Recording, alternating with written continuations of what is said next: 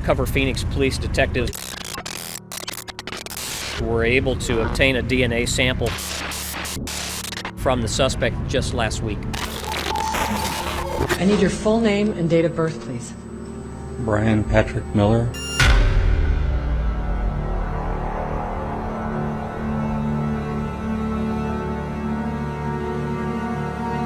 They say his pride and joy seemed to be this car, a police interceptor he bought and re-decaled to say Zombie Hunter.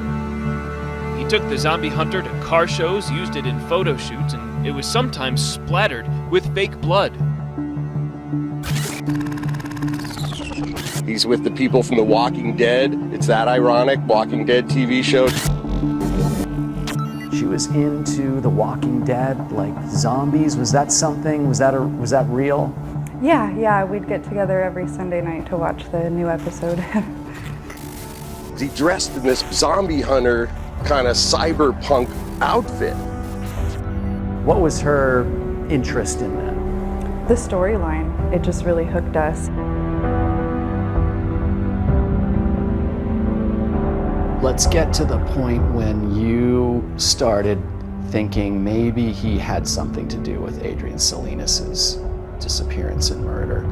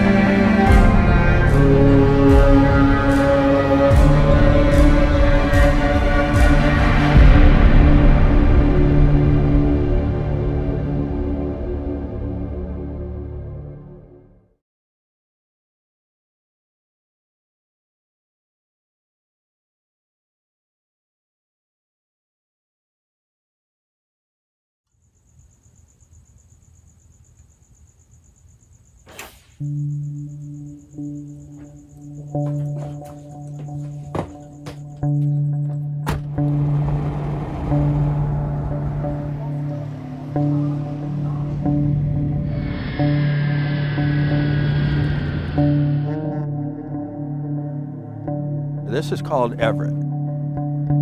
And most of our people in Everett, especially historians, we get riled up. When we travel around the country, we say we're from Everett, Washington. Other people say, Seattle area. No, we're from Everett. I've lived here all my life. I was born here in 1951, so 70 years now. This is probably one of the most beautiful locations of any city in the United States. We're surrounded by the water on three sides. There's a deep water port there. Well, certainly in the early 1900s, this was one rough town. You had 24 labor unions, you had 24 sawmills, you had strikes going on all the time, and there was some bloodshed. What do most people now associate with Everett? I think really outdoor opportunities, recreation, and then of course the high employment at the Boeing company. Boeing builds its wide-body airplanes here, just south of us up on the hillside.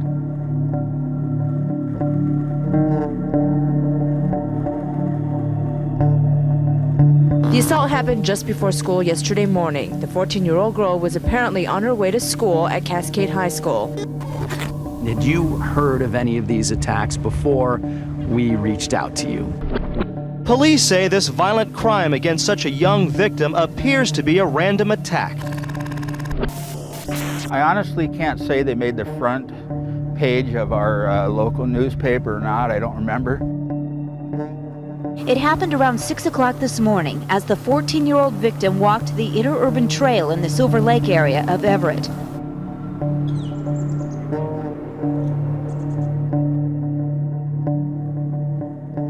Can I get you to say and spell your first and last name? Victoria Michelson.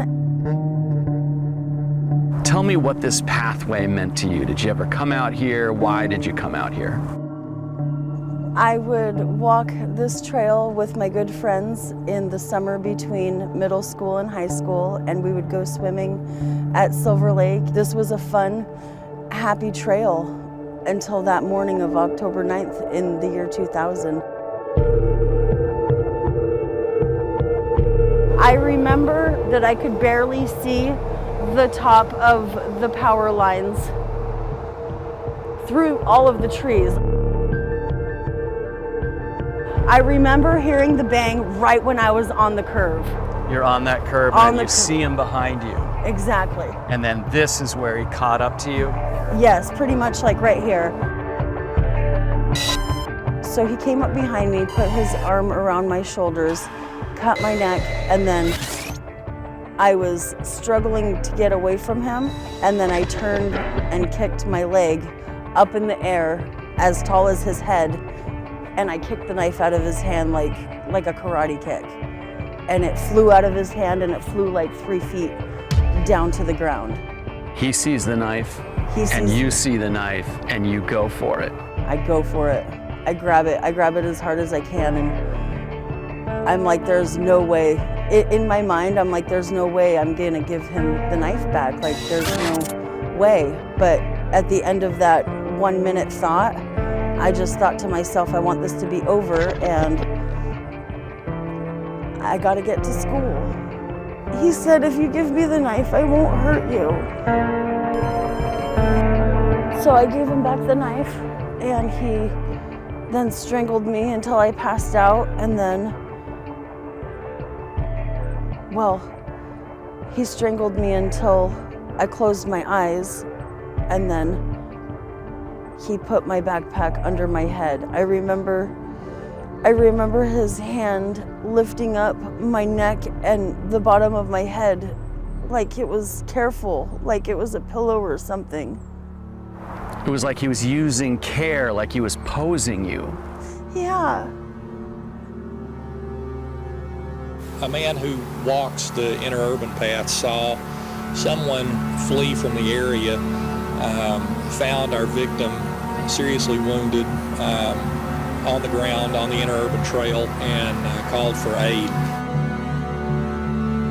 I was barely hanging on when the paramedics came. I remember them slapping my face at least 20 times to get me to wake up and try and give them any information that I could. Police tell Cairo 7 Eyewitness News their investigation focuses on a person who lived in a transient camp in the woods near the crime scene. That rest area back there is known for the transients and problems, and they jumped that fence and onto that trail, so it's not a good area. A man fled the scene, but so far no arrests in connection with this crime. Do you think that he was still out there and he might try to find you? Yeah. I didn't know where he could possibly be. I knew he was still out there, and I know that they never found him. Friends and fellow students are now signing posters and collecting money for Get Well gifts. How difficult was your recovery? It was horrible. I had to have a nurse come to my house 3 times a day to change my bandages. I had 3 open wounds on my stomach. I couldn't eat right, I couldn't sleep right, I was in pain, I couldn't stand up straight. I couldn't stand up straight, and I couldn't walk. Investigators now believe the attacker was not a transient, but rather a neighbor, somebody who lived just 100 yards away from Victoria. It all clicked. It all clicked. I'm like, it had to be somebody that was close to me, somebody that was close by, somebody that was right under my nose. I know his face, and I just don't understand why they couldn't find him. And he was right here.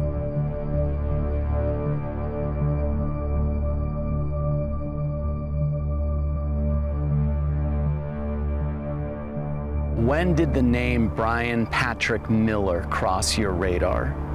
When Phoenix police came up and said, "This is who I think it is." Phoenix police came to you? Yes, five or 6 years ago. They came to you and they said, "We think we know who attacked you"? Yes.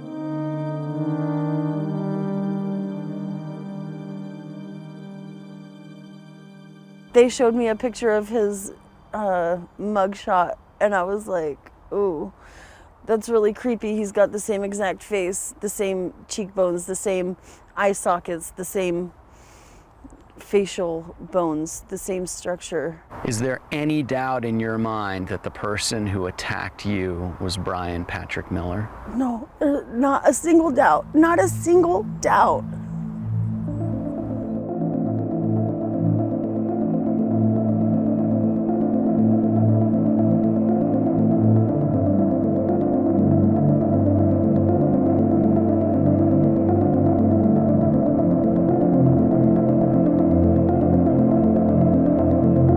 On May 3rd, 2002, Everett police arrested Brian Miller after a 25-year-old woman claimed he attacked her with a knife.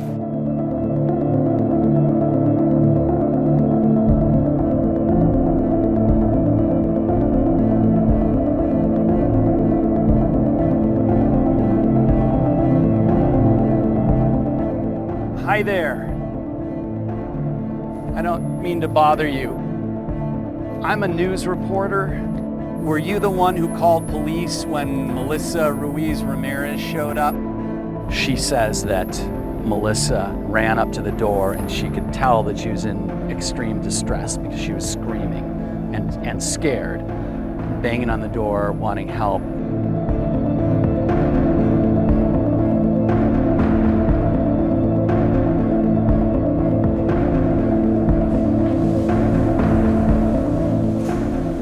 Trying to find. Okay.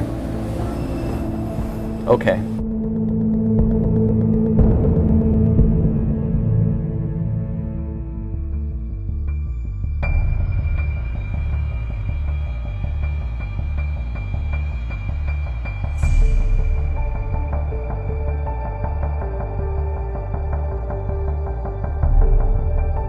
This quiet country home nestled on the Pilchuck River is a crime scene tonight.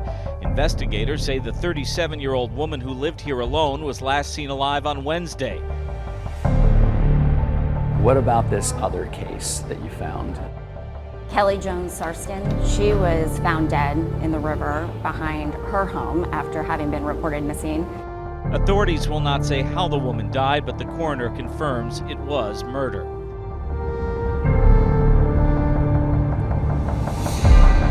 There's not a ton out there about this murder case, so we're hoping that family members might be able to shed some light on what happened. And we're driving about 40 miles north of Everett to talk to two of Kelly Jones Sarston's sisters.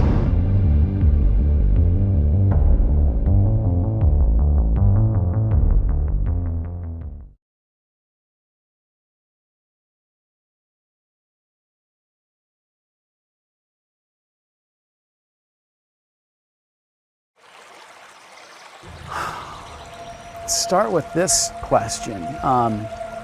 What's going through your heads right now as you knew that this interview was coming up? What's going through my head is realizing how long it's been since Kelly died. And the unfinished questions of who killed my sister. You know, when it happened, we never thought that it would take this long, ever. You know, I made a promise to Kelly that I would do whatever it took and would continue this as long as needed until her killer was found. Kelly was an ace of diamonds. She was bright, happy, energetic, was always there for people when they needed her. Not long after high school, she went to beauty school and became a beautician. Then she just kind of got tired of sitting around waiting for her next client to show up. Somebody had told her, you need to drive dump trucks. And so here's Kelly with this big blonde bombshell gal driving these dump trucks. And then she ended up getting her own dump truck, and it was called Extreme Rock, was her company, one truck. Did she like driving that dump truck? Did she like that company? Oh yeah, especially when my dad would come see her. She thought that was the coolest thing to show my dad. What can you tell me about the day in 2004 that you heard the news that maybe she was missing?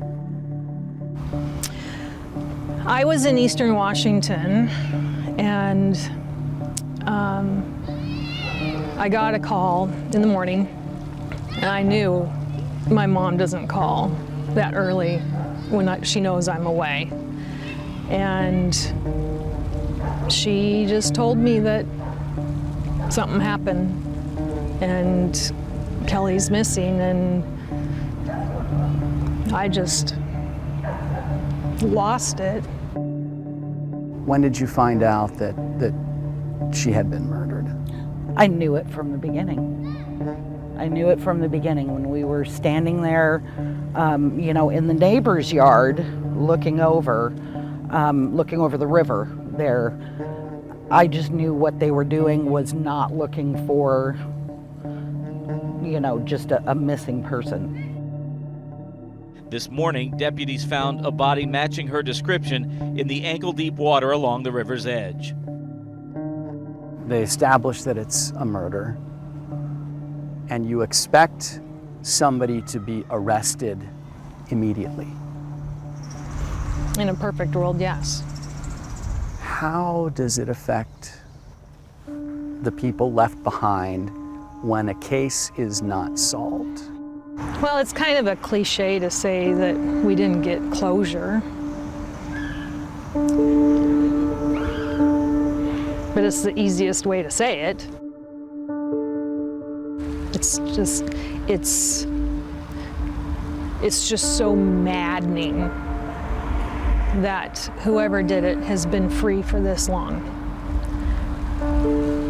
They killed a vital person in this world who had plans in life.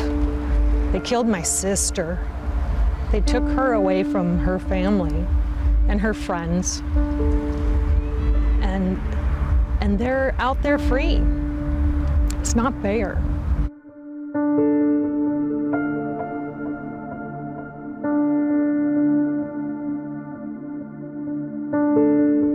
The MO's definitely similar, but was he here? I don't know.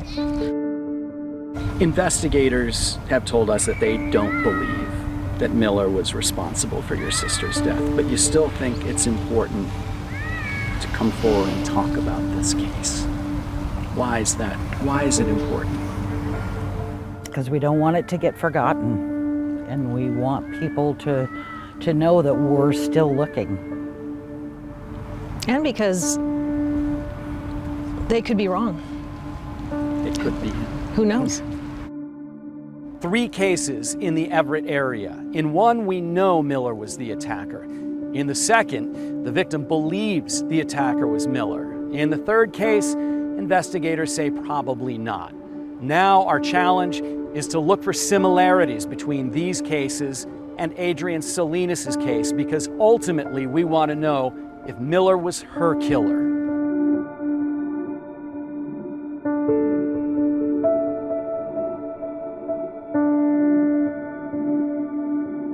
We know Brian Miller lived here for a couple of years at least. Is there anybody left in this community who he has any attachment to? Well, I know in his bail review hearing, they talked about ties to the community and his grandmother who lived here, his mom and his stepdad who just lived down the street. His mom has passed, but maybe there's a chance his stepdad's still around. We've got an address How do we know he's at that address? Well, we don't know if he's still there, but it's the most recent address I could find for him. I'm looking for James Flores.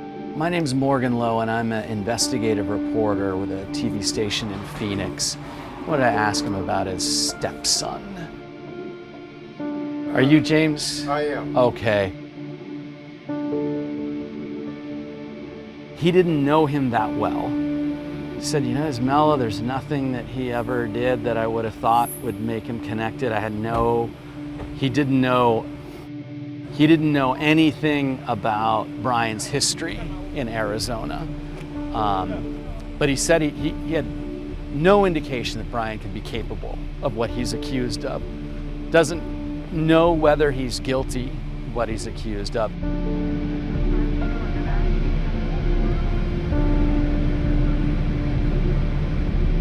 Let's get to the point when you started thinking maybe he had something to do with Adrienne Salinas' disappearance and murder. Was there anything that caught your attention early on that said, this is worth looking into? Besides the fact that he knew the Superstition Mountains like the back of his hand. If I'm not mistaken, he actually was fond of racing his cars around the area, you know. Was there anything about his behavior leading up to that week that caught your attention? Well, not at the time, but looking back in retrospect, sure. He had a very bad anxiety attack during that time. It was, he to the point where he couldn't sleep. He was waking up crying, you know.